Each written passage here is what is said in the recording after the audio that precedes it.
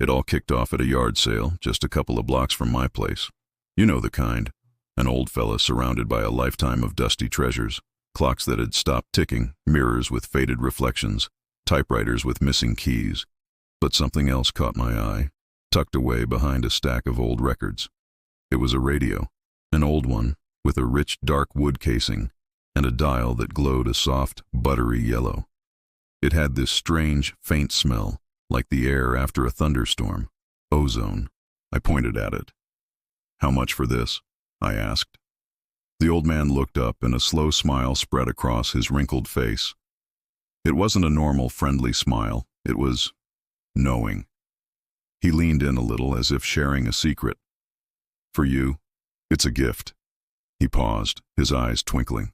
"Just be warned, it only works after midnight."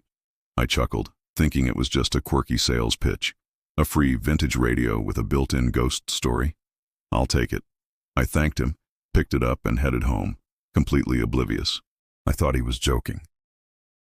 That night I learned just how wrong I was. I placed the radio on my bookshelf more as a decoration than anything else. I didn't even bother plugging it in. I went about my evening, watched some TV, and eventually headed to bed. But something woke me up. A sound. A soft crackling static like dry leaves skittering across pavement. I glanced at my phone. It was 12:03 a.m.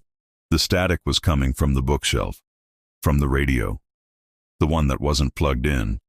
The static grew a little louder, a little clearer. It started to sound less like noise and more like breathing.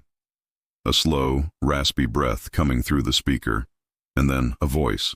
It was faint, a whisper that seemed to curl out of the static and hang in the air. "Good evening, Daniel." A cold shock ran down my spine. I froze, every muscle in my body tensing. No one calls me Daniel. My friends call me Dan. My colleagues call me Danny. The only person who ever called me Daniel was my mother, and she passed away years ago.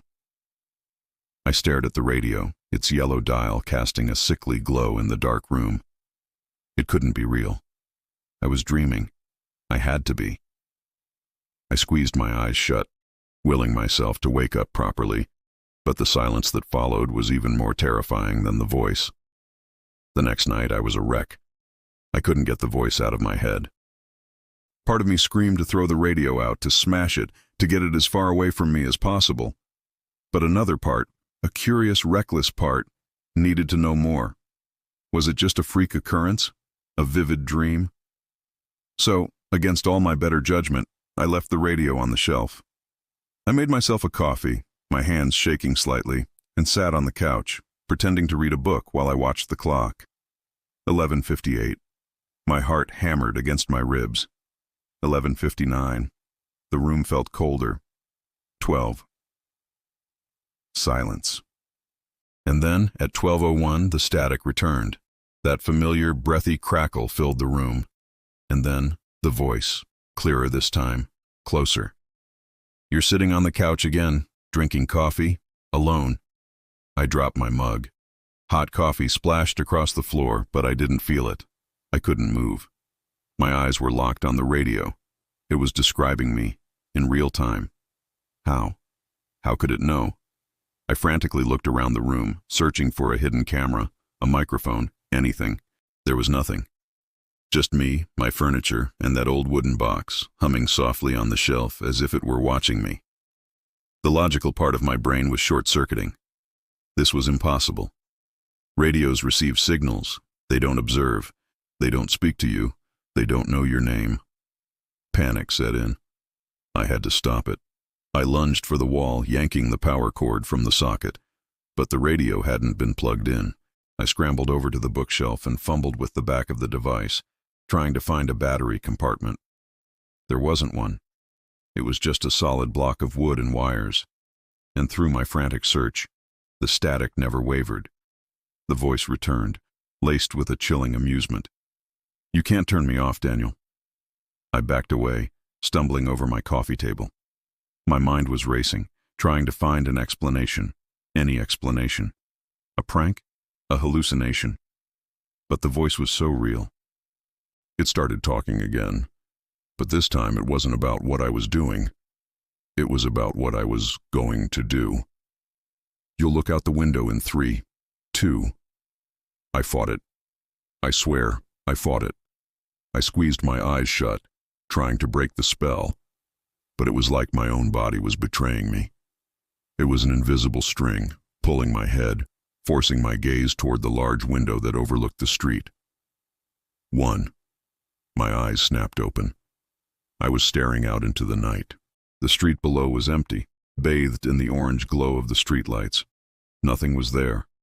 I let out a shaky breath of relief. Maybe I was just losing my mind. But then, I saw it. In the dark reflection of the glass, the shape of a person, standing in my living room, right behind me. It was tall and thin, a mere silhouette, but I could make out the hint of a grin stretched across its face. Before I could even scream, the voice from the radio whispered, a soft, urgent command that felt like it was spoken right next to my ear. Don't look at him. That was it. I couldn't take it anymore. Last night, I snapped. The fear and confusion finally boiled over into pure, blind rage. I grabbed a hammer from my toolbox, my hands shaking so badly I could barely hold it. I walked over to the bookshelf, my eyes fixed on the radio. The static was humming, a low, expectant thrum. I raised the hammer high above my head and brought it down with everything I had. The wooden casing splintered. A satisfying crack echoed through the room. I hit it again and again and again, consumed by a desperate need to destroy it, to silence that voice forever. The beautiful wood shattered, the yellow dial cracked, and sparks, like a swarm of angry fireflies, burst from the inside. And then the radio screamed. It wasn't a sound from the speaker. It was a shriek that filled the entire apartment, vibrating through the floor, rattling the windows. It was a sound of pure agony and rage, and it wasn't coming from the radio. It was coming from everywhere at once. I covered my ears and fell to the floor, the sound tearing through me until it finally, blessedly, faded into silence. Exhausted and terrified, I think I passed out right there on the rug. When I woke up this morning, sunlight was streaming through the window. For a moment, I thought it was all a horrible nightmare. But my body ached, and the hammer was still lying on the floor. I pushed myself up and looked at the bookshelf where the radio had been. The shattered pieces were gone. Every last splinter, every wire, every shard of glass, vanished. In their place, traced in the thin layer of dust on the shelf, was a single, 2-word message. We're live. My blood ran cold.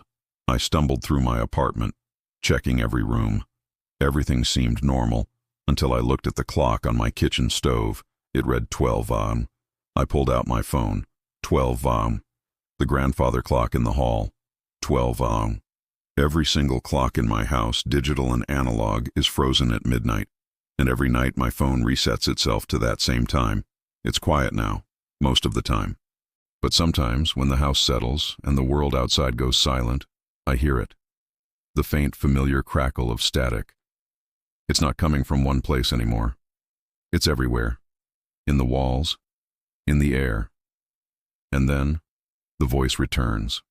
That same calm, chilling whisper. Good evening, Daniel. It always starts the same, and it always ends the same. Now it's your turn.